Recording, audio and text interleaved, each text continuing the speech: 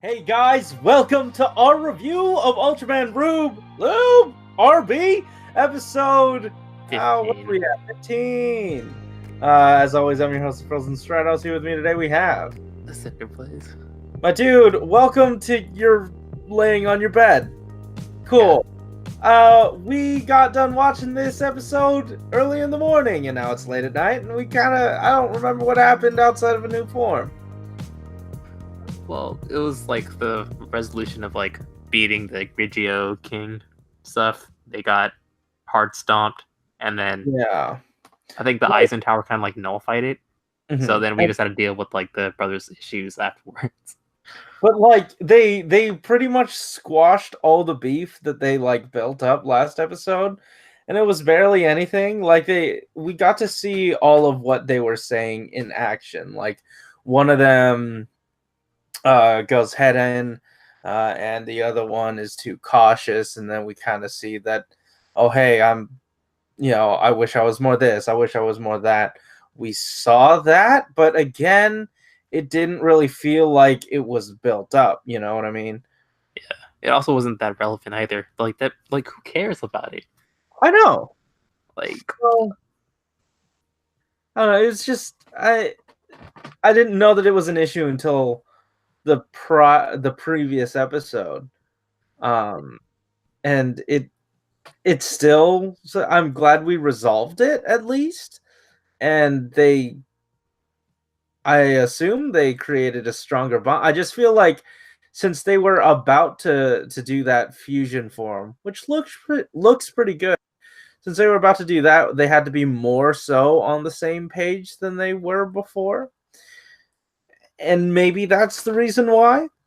Also, we get Asahi like investigating her own past, and that was some pretty interesting stuff. We like it was interesting to see her character in this more dramatic angle, more, like, I don't want to say tortured, but more like serious.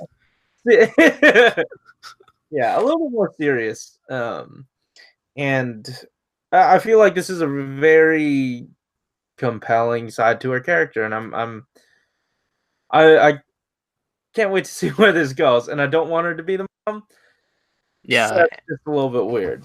And like the two brothers also kind of like help piggyback on her sort of development because they also are kind of like looking into the past a little bit more. Like when she was talking with Isami, they're talking about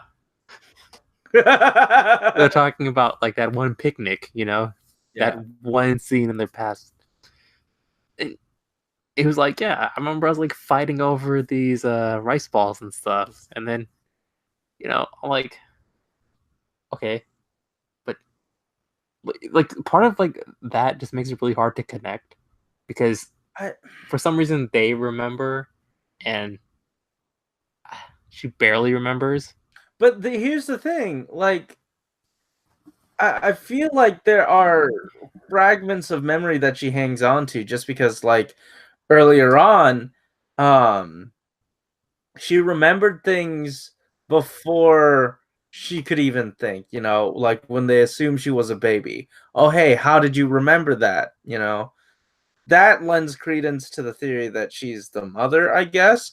But what I find weird is that she doesn't really help Isami with all of the sciencey stuff because she is a scientist, Yeah. Yeah. I don't know, but seeing her go through that a little bit of torture and like being unsure of herself, I don't know, is pretty impactful, especially since like the brothers were none the wiser, and it was really only something that the audience and her picked up on. And it felt like, what is it? Dramatic irony? Is that it? Is that what it is? Yeah. And you can see the struggle in her face, and it was, I don't know, compelling. Yeah. I don't know how to, like, feel about like the resolution for Asahi and her father? You know, he just kind of like pops that one t-shirt, Yeah. and Um, apparently it resolved everything, sort of, not really. yeah, yeah, I did like how she like he sort of posited the idea of not knowing who she was, but he immediately, went back on it because at the end of the day, she is his daughter, or at least she feels like his daughter, and really that that should be enough or that it's like he's saying that's enough for me, but now she knows and she's kind of tuned into it and she wants to investigate herself. Yeah, Um, and maybe she is now keeping herself at arm's length. Um, and I can't wait to see how that develops because that could easily, I guess. yeah, but like I still want the father to actually like investigate on his own a little bit, most because he does have, I think, a bigger connection with the mother than the two kids, because they were kids at the time. So Yeah. maybe there's something like intertwined in the past that he can probably, maybe tackle with. Like his Mhm. character's pretty like fun to watch on screen, so I hope he has stuff to do as well. Yeah. But I don't know. Yeah. I think like the only thing we have left is the actual form in the fight. Well, no, I did kind of want to touch on the new antagonist and how she like her plan is to basically, I guess, destroy the reputation of Aizen Tech. You know what I mean? Like, I think that's one of her goals, but that can't be her main goal because I don't think it can't, you're. it can't be her main goal, but like that's what like she was clearly working towards something. And part of me wonders if like what if her and Asahi are two parts of the mom, and then the antagonist girl is like the sciency side and a little resentful at Aizen, and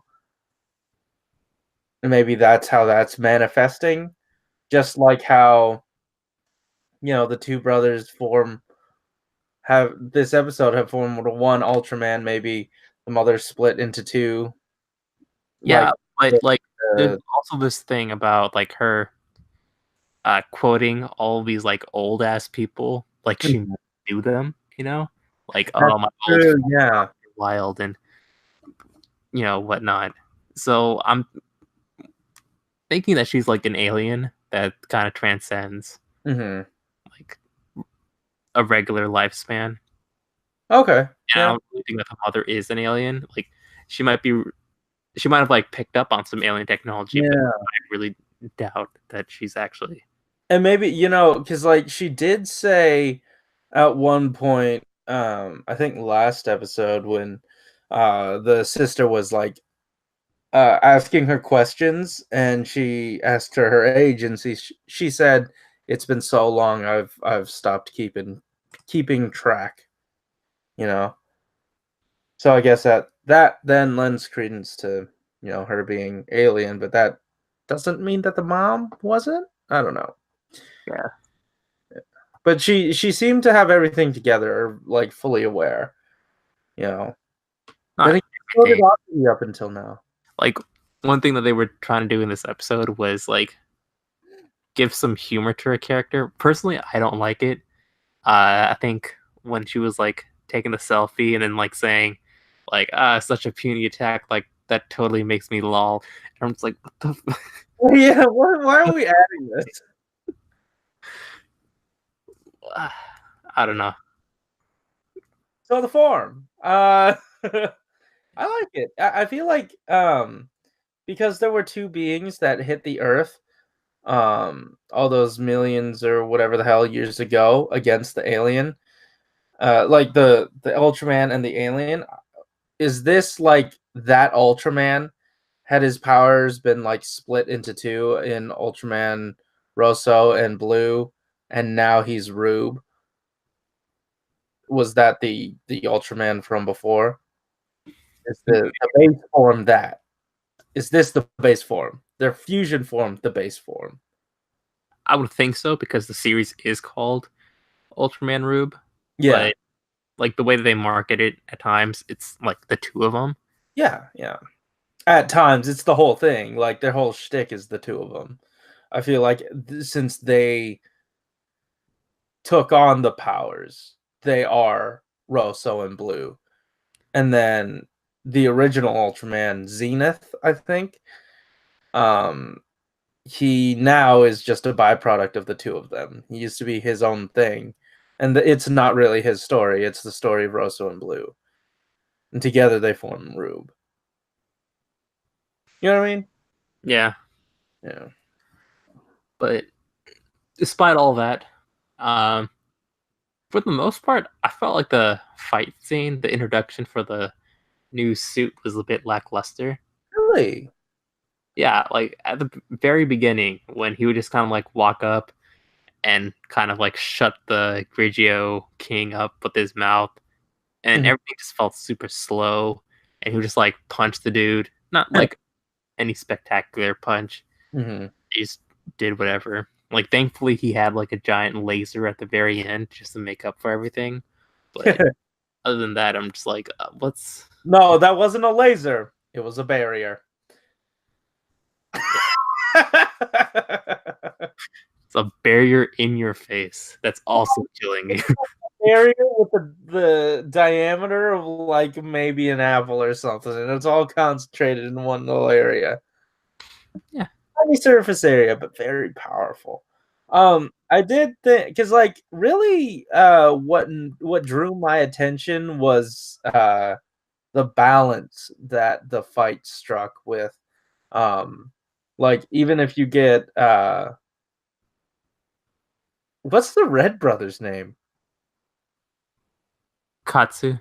Katsu, yeah. Even though he's the one that like did the transformation part, it was Isumi that did all the like fighting or the like the weapons or the the special attacks. So that was pretty balanced.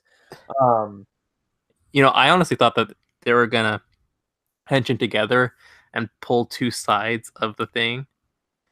Yeah. Well, look weird. That would be weird.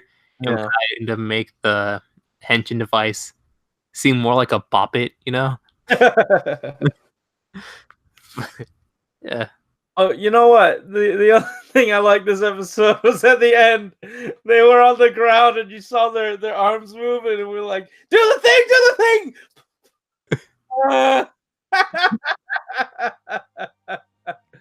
That made me happy. Yeah, that was the first time that I was actually appreciative of their little. Yeah. Yeah. Overall, this was very enjoyable. How about you? Yeah. It sucks that Aizen probably died, but overall, it was an enjoyable episode. He's probably fine. You got anything else you want to say? Nope. All right, guys. Thanks for watching. If you like this episode, hit that like button and subscribe if you want to hear more from us each week. Don't forget to tell us in the comments down below what you thought of this episode. And hey, keep it juicy. See ya. In bed. You comfy over there? What? You comfy over there? Kinda. Like my stomach still hurts. It's not like I'm totally fine. Yeah. I can't sleep on my stomach. I sleep on my side. Oh yeah, me too.